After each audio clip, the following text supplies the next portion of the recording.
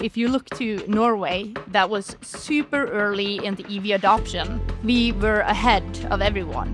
So if you want to be the best, being a part of a cluster is also one of the clear advantages. Europe in many ways are competing with Asia. We want things to happen in Europe, to have our own value creation in Europe, and being in a cooperation together is one of the key elements that we can do to kind of keep Asia out of the European market to a bigger degree.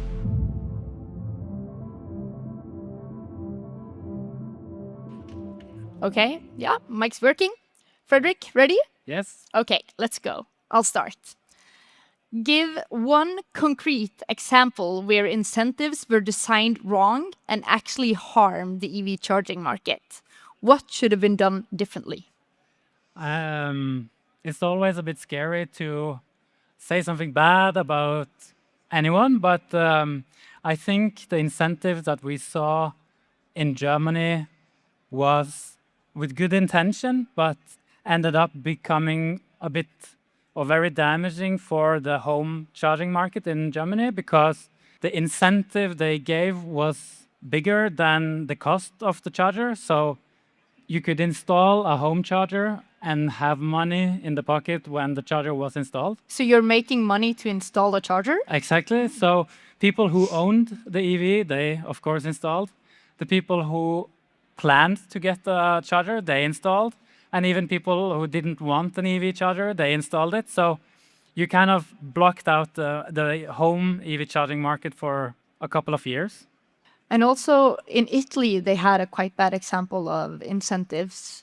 I think in Italy, they're rushing the incentives, and they have a certain amount of incentives so that it's usually spent in 8 hours.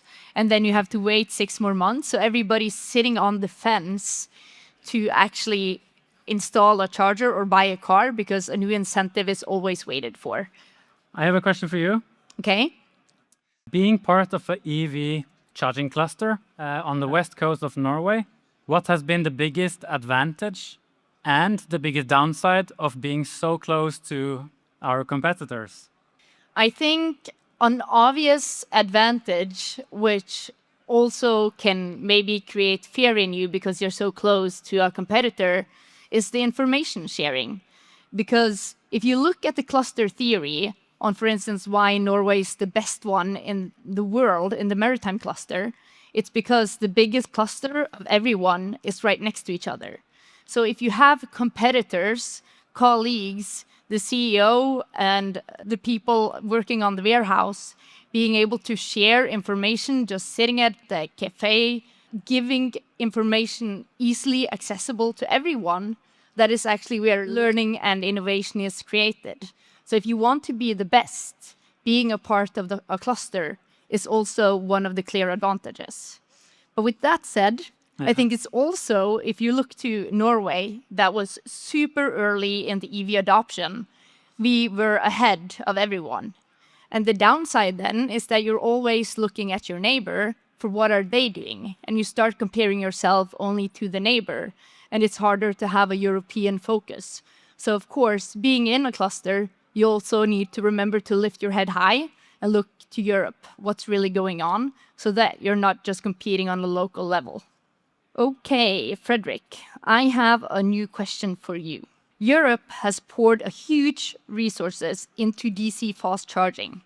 If you could redesign the mix, how should we really balance home, destination, and DC charging? This is my opinion. We have some DC charger providers here with us also today. But I really mean that the EV drivers, the people actually driving the EVs, they really want to charge when the car is parked. That is the optimal solution. So the end game would be that you charge the car when it's in a destination, wherever that might be. We still need DC high-speed chargers, and it's also very needed in new markets just to be able to charge the car. But the end game must be that we need more destination chargers.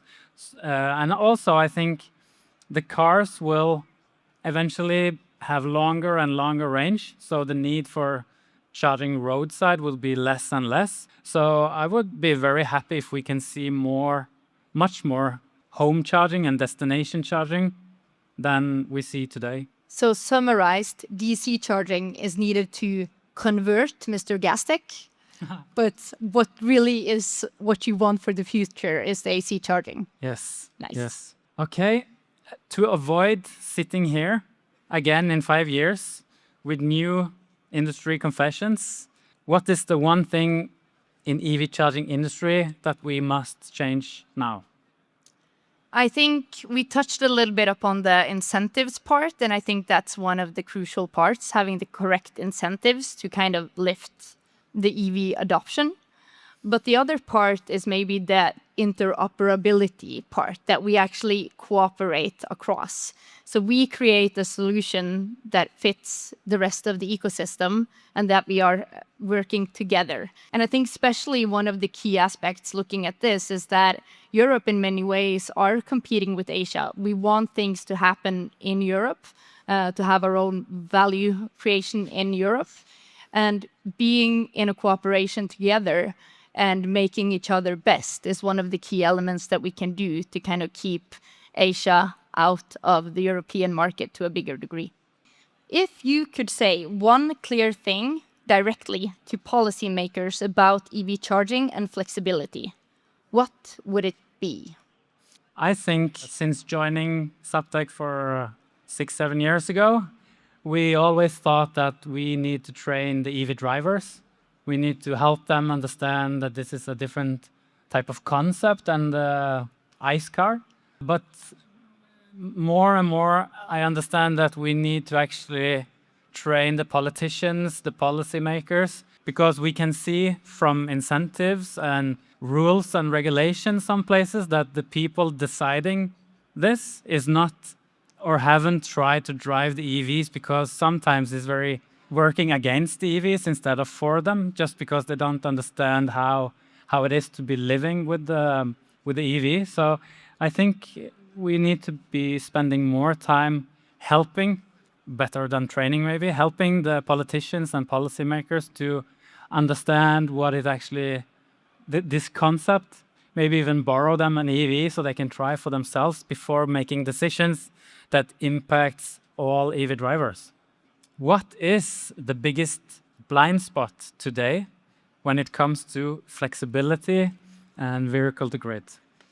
I think one thing here is that if you look to, for instance, Sweden, which is our next door neighbor, because they only have 16 amps into their homes, a lot of them are, say, kind of on the flexibility market already because they have the solar panels and they do sell electricity to the grid through their solar panels. So that's one part.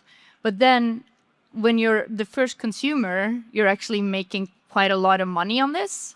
But then as everyone is installing the solar panels on their house, the money bag is different. So I think one thing with the vehicle to grid, although I think it's an amazing idea to save the grid, if you look at how to convert the consumer over time, is maybe one of the things that haven't been thought about that much, because is it a economical incentive to spend the money to have everything to give power to the grid? Or how do you convert the rest, kind of, if the incentive economically isn't that big?